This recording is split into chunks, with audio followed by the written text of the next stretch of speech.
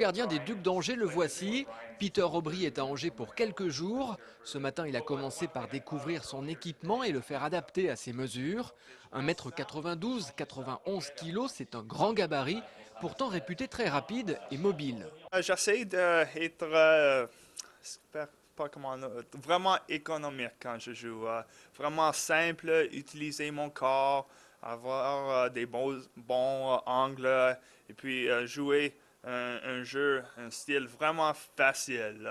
Un jeu facile qui lui a permis d'être désigné meilleur joueur de la Ligue anglaise cette saison avec son club de Cardiff. Une bonne saison, une demi-finale des playoffs et aujourd'hui, le projet de briller en France. Je suis vraiment excité de joindre une équipe qui est plus haut sur la table. Toutes les fois que j'ai joué en Europe, les équipes ont été dans la deuxième tiers du table. Et ça m'excite de joindre une équipe qui a déjà une bonne équipe. Et je vais faire la différence pour prendre la prochaine étape. Faire la différence, c'est justement ce que le club attend de lui. Peter Aubry a joué il y a 3 ans avec Pavel Mihajlic. Aucun doute que ce dernier lui a expliqué l'ambition du club. Quant à Per Braxton-Holm, il est du même gabarit, 1m92 et 104 kg. C'est d'ailleurs le seul joueur des Ducs à dépasser le quintal. Le défenseur suédois prolonge son contrat d'1 an avec les Ducs. Il était arrivé à Angers en octobre dernier. Il avait manqué plusieurs semaines à cause d'une appendicite. Le club estime qu'il pourra exploser la saison prochaine.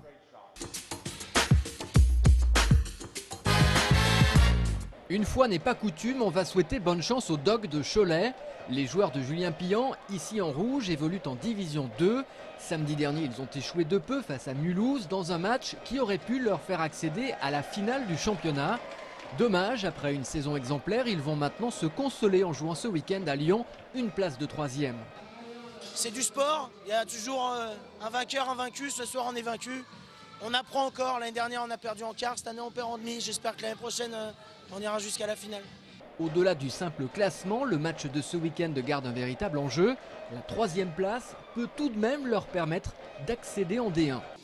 Les clubs de Division 1, il y en a 3 ou 4 qui sont en difficulté financière et qui ne repartiront peut-être pas l'année prochaine en D1. Et donc on a toutes nos chances pour accéder à la Division 1. Ce qui peut être un petit peu rageant, c'est qu'on a fait une saison sans faute. On n'a rien à se reprocher à la fois sur le plan de l'environnement et technique. Et ce groupe-là, je ne crois pas qu'il ne puisse pas accrocher la D1 cette année. Ce serait le sport, mais ce serait injuste. Le match des Dogs de Cholet face au Lyon Hockey Club aura lieu à Lyon samedi soir. Il y a un espoir, Cholet est la seule équipe que les Rhodaniens n'ont pas réussi à battre cette saison.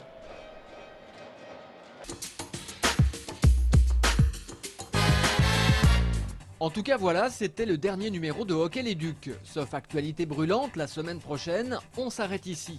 Toute l'équipe vous dit merci pour votre fidélité, ça a été un vrai plaisir de suivre avec vous les Ducs pendant cette saison. Bien sûr, on aurait aimé aller à Bercy et à Grenoble en finale, mais bon, on verra la saison prochaine. Notez que les Ducs reprendront la glace le 10 août prochain pour 1 mois de stage. Quant à l'émission, on attendra la reprise du championnat en septembre. Salut!